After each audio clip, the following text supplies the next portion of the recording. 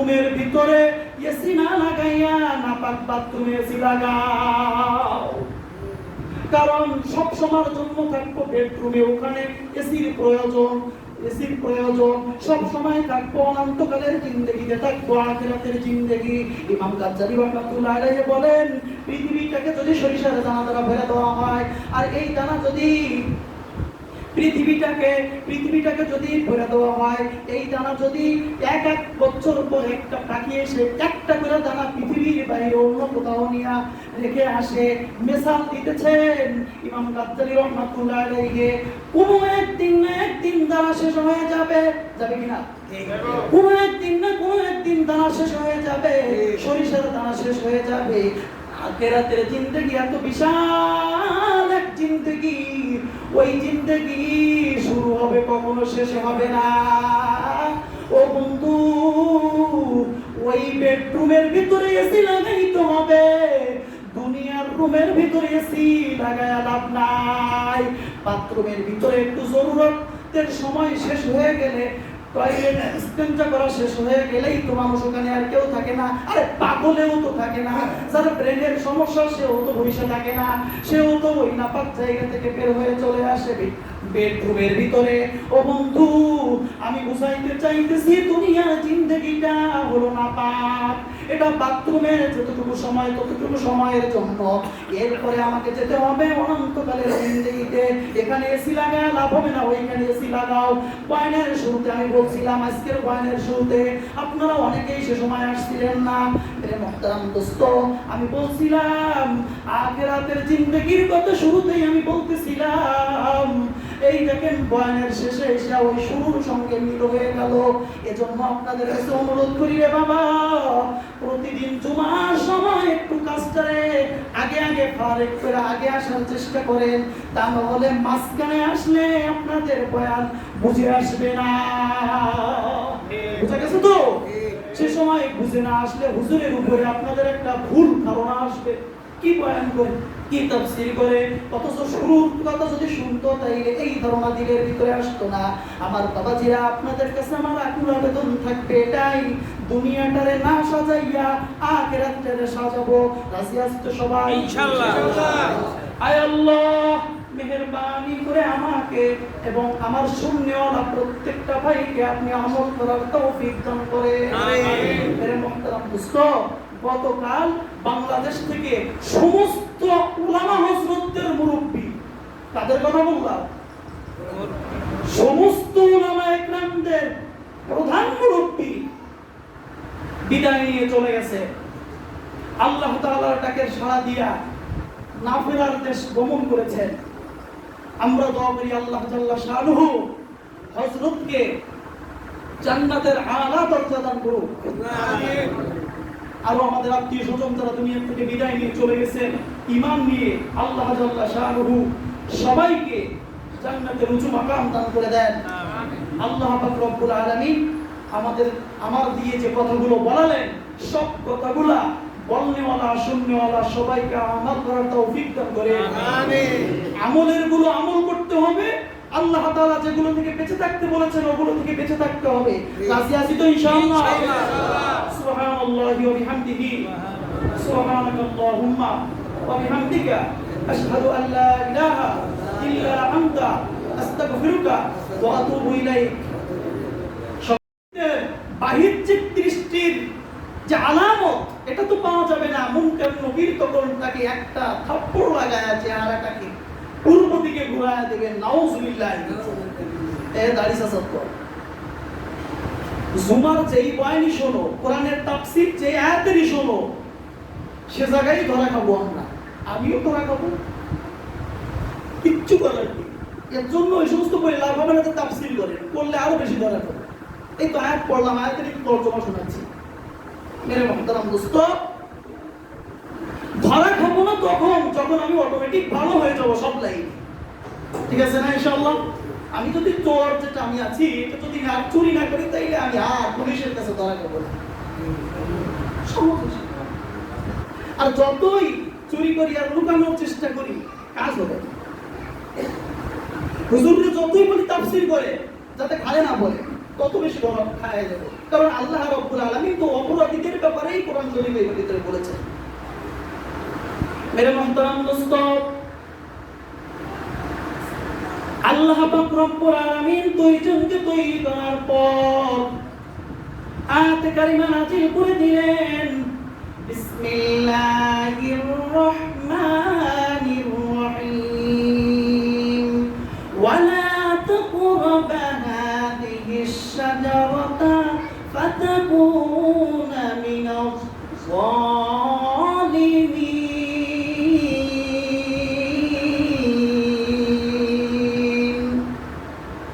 ও আদম, ওই যে গাছ দেখতে পাইতেছো, গাছটার ফল খাওয়া তো দূরের কথা, গাছের নিকটবর্তীও যেন হয়েও না। এখন মানুষের ভিতরে এক অভ্যাস আছে, পয়গম্বরে আরবি হাদিসের ভিতরে বর্ণনা করেছেন, আন্নাসু হারিসুন ফীমা মুনিআ, মানুষকে যে জিনিস নিষেধ করা হয় মানুষের ওই জিনিসের প্রতি আকৃষ্ট তত বেশি বেড়ে যায়। নিষেধ কেন করা হলো? এটা করা লাগবে। আল্লাহ কেন আমাদের নিষেধ করলো গাছের নিকটে যেতে? মন শুধু আকৃষ্টতা আসছে।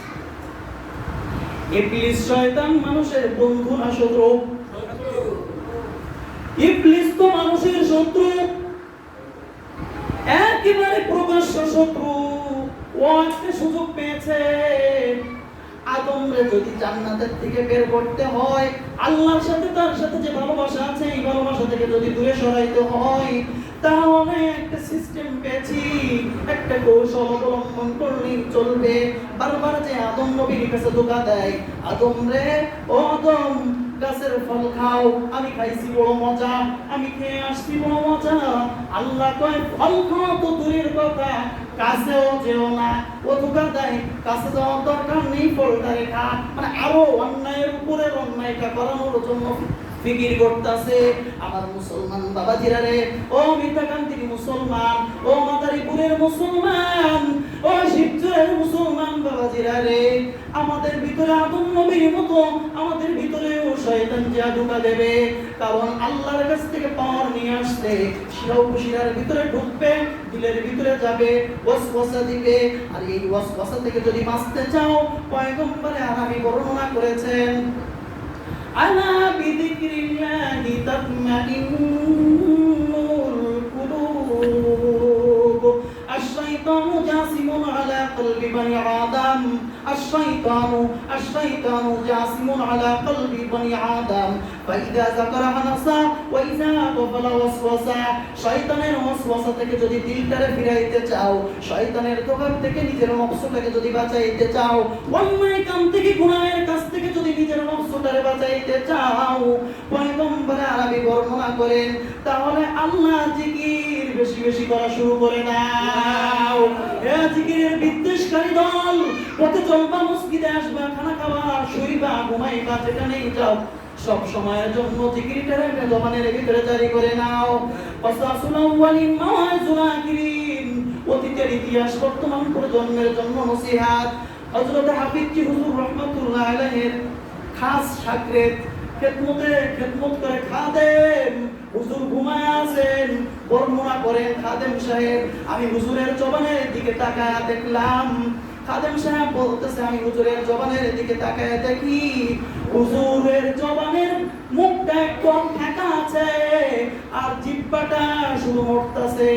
আমি খাদেম হুজুরের জবানের কাছে কানটা লয়ে গেলাম, দেখি হুজুর কি করেন, হুজুরের জবান থেকে শুধুমাত্র আওয়াজ আসতেছে, আল্লাহ আল্লাহ আল্লাহ আল্লাহ আল্লাহ আল্লাহ আল্লাহ। ঘুমের ভিতরেও হুজুর জিকির, কারণ হইতেছে বান্দা যখন ঘুমানোর শুরুতে জিকির করতে করতে ঘুমাইছে, বান্দার জবানে জিকির জারি হয়ে গেছে, বান্দার কলবের ভিতরে জিকির জারি হয়ে গেছে। বান্দা যখন ফিকির করতেছে, ব্যবসার ফিকির, ঘুমের ভিতরে স্বপ্নের ভিতরে ওই ফিকির চলতেছে, ভুল বকা শুরু করে দিয়েছে। চাউলের দাম 50 টাকা, ডাউলের দাম 30 টাকা, সয়াবিন তেলের দাম 160 টাকা, শুধু জবানের ভিতরে ঘুমের ভিতরে চলতেছে কারবার। দিনভর তো ওই কামই করছে। আল্লাহর বান্দা যখন মালাকুল মউত কাছে চলে আসবে রে ভাই, জবান যদি জিকির বানাই, জিকিরওয়ালা বানাইতে পারো, কলবটা যদি জিকিরের দ্বারা জারি বানায় নিতে পারো, আজরাইল সামনে থাকার সত্ত্বেও জবান দিয়া তোমার আল্লাহ বের হয়ে যাবে। শুরুতে যারা আল্লাহ আসবে, জীবনের শেষে যারা আল্লাহ শব্দ বের হয়ে যাবে। আল্লাহর হাবিব বলেন, ওই বান্দা যদি 1000 বছর হাত পেয়ে যায়, আল্লাহ রাব্বুল আলামিন বান্দাকে জাহান্নামের আগুনে জ্বালাবে না। मेरे मुहतरम दोस्तों, হযরত আদম নবীর কাছে যে মিস্টার ইবলিস বারবার ধোঁকা দেওয়ার চেষ্টা করতেছে। আল্লাহর থেকে আদমরে দূরে সরাইতে হবে, ভালোবাসার থেকে আল্লাহর দূরে সরাইতে হবে। হিংসা আসতেছে, হিংসা আসতেছে। আল্লাহ পাক রব্বুল আলামিন বলেন, এই ইবলিস, যতই চালাকি করবা তত বুঝবা জ্বালা কত। ইবলিস রে, তুই যতই আমার আদমরে বিপদে ফেলার চেষ্টা করস, আমি আল্লাহ যদি না চাই তাইলে তুই ফেলাইতে পারবি না। শোন শোন শোন ইবলিস রে, যদি তুই আমার আদমরে বিপদে ফেলাইতে চাস আর আমি যদি না চাই, তাহলে কোশ্চিন কালেও ফেলাইতে পারবি না।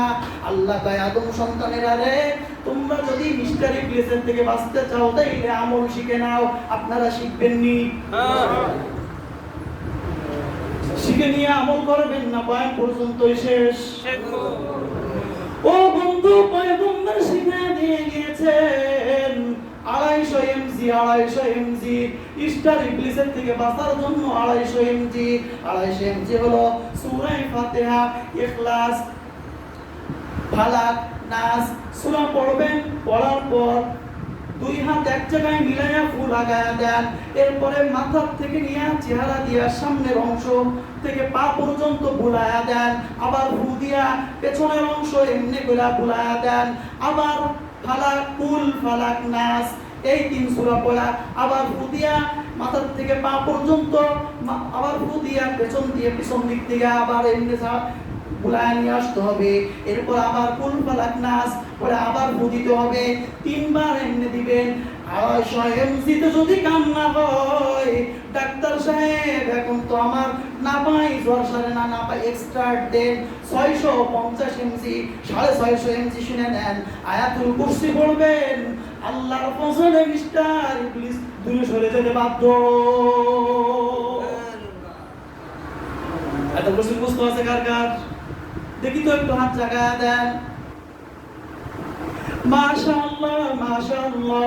আল্লাহ রাব্বুল আলামিন যাদের শেখা এখনো হয় নাই, শেখার মতো তৌফিক দান করে দেন। আমিন। আয় আল্লাহ, শেখার মতো মন মানসিকতা তৈরি করে দেন। আমিন। আমি নাচতে হচ্ছে কেন জানেন?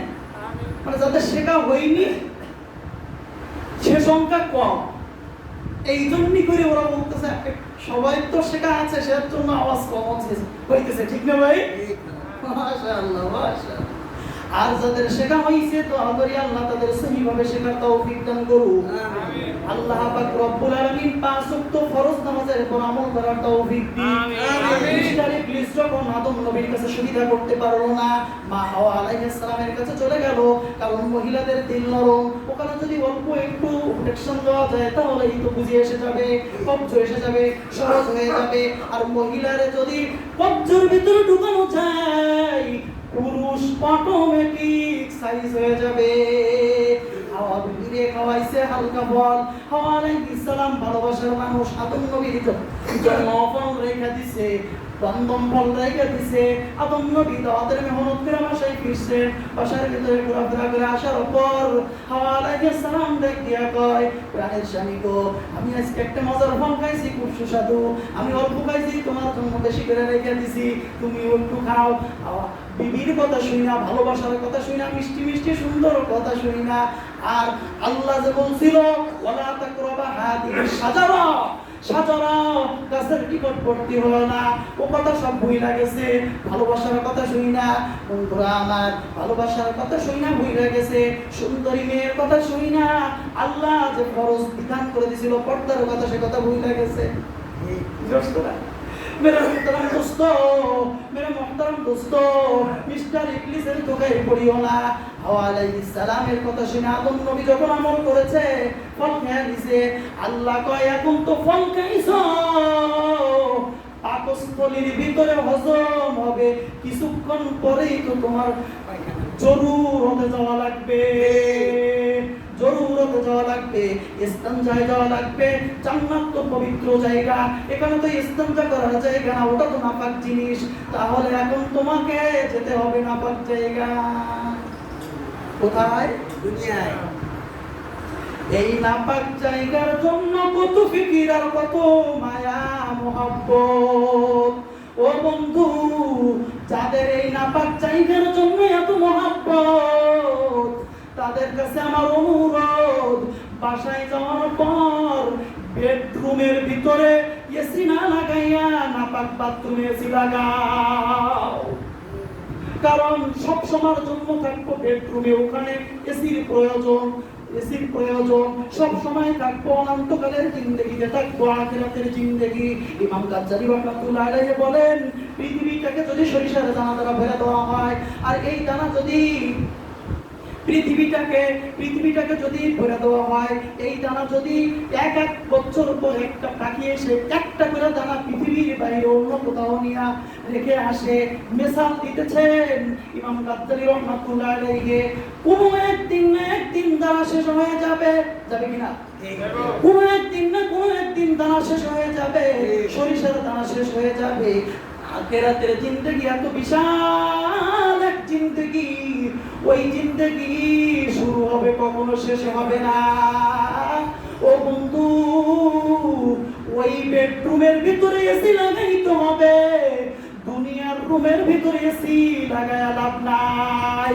বাথরুমের ভিতরে একটু জরুরতের সময় শেষ হয়ে গেলে, টয়লেট ইস্তেঞ্জা করা শেষ হয়ে গেলেই তো মানুষ ওখানে আর কেউ থাকে না। আরে পাগলেও তো থাকে না, যার ব্রেনের সমস্যা সেও তো বসে থাকে না, সেও তো ওই নাপাক জায়গা থেকে বের হয়ে চলে আসে বেডরুমের ভিতরে। ও বন্ধু, আমি বুঝাইতে চাইতেছি দুনিয়ার জিন্দেগিটা হলো নাপাক। এটা বাথরুমের যতটুকু সময় ততটুকু সময়ের জন্য, এরপরে আমাকে যেতে হবে অনন্তকালের জিন্দেগিতে। এখানে এসি লাগায় লাভ হবে না, ওইখানে এসি লাগাও। বয়ানের শুরুতে আমি বলছিলাম, আজকের বয়ানের শুরুতে আপনারা অনেকেই সে সময় আসছিলেন না। মেরে মুহতারাম দোস্ত, আমি বলছিলাম আখিরাতের জিন্দেগির কথা শুরুতেই আমি বলতেছিলাম। এই দেখেন বয়ানের শেষে এসে ওই শুরুর সঙ্গে মিল হয়ে গেল। এজন্য আপনাদের কাছে অনুরোধ করি, রে বাবা, প্রতিদিন জুমার সময় একটু কাজটারে আগে আগে ফারেক করে আগে আসার চেষ্টা করেন, তা নাহলে মাঝখানে আসলে আপনাদের বয়ান বুঝে আসবে না। বুঝা গেছে তো? সে সময় বুঝে না আসলে হুজুরের উপরে আপনাদের একটা ভুল ধারণা আসবে, কি বয়ান করে কি তাফসীর করে, অথচ শুরুর কথা যদি শুনতো তাইলে এই ধারণা দিলের ভিতরে আসতো না। আমার বাবাজিরা, আপনাদের কাছে আমার আকুল আবেদন থাকবে এটাই, দুনিয়াটারে না সাজাইয়া আখিরাতটারে সাজাবো। রাজি আছি তো সবাই? ইনশাআল্লাহ। আয় আল্লাহ, মেহেরবানি করে আমাকে এবং আমার শূন্যওয়ালা প্রত্যেকটা ভাইকে আপনি আমল করার তৌফিক দান করেন। আমিন। মেরে মুহতারাম দোস্ত, গতকাল বাংলাদেশ থেকে সমস্ত উলামা হযরতদের মুরব্বি, তাদের কথা বললাম, সমস্ত উলামা একরামদের প্রধান মুরব্বি বিদায় নিয়ে চলে গেছে। আল্লাহ তাআলার ডাকের সাড়া দিয়া নাফেরার দেশ গমন করেছেন। আমরা দোয়া করি আল্লাহ জাল্লা শানুহু হযরতকে জান্নাতের আলা দরজা দান করুন। আমিন। আর আমাদের আত্মীয় স্বজন যারা দুনিয়া থেকে বিদায় নিয়ে চলে গেছে ঈমান নিয়ে, আল্লাহ জাল্লা শানুহু সবাইকে জান্নাতের উঁচু মাকাম দান করে দেন। আমিন। আল্লাহ পাক রব্বুল আলামিন আমার দিয়ে যে কথাগুলো বলালেন, সব কথাগুলা বলনেওয়ালা শুননেওয়ালা সবাইকে আমল করার তৌফিক দান করেন। আমিন। আমলের গুলো আমল করতে হবে, আল্লাহ তাআলা যেগুলো থেকে বেঁচে থাকতে বলেছেন ওগুলো থেকে বেঁচে থাকতে হবে। রাজি আছি তো ইনশাআল্লাহ? সুবহানাল্লাহি ওয়া বিহামদিহি, সুবহানাকাল্লাহুম্মা ওয়া বিহামদিকা, আশহাদু আল্লা ইলাহা ইল্লা আনতা, আস্তাগফিরুকা ওয়া আতুবু ইলাইক।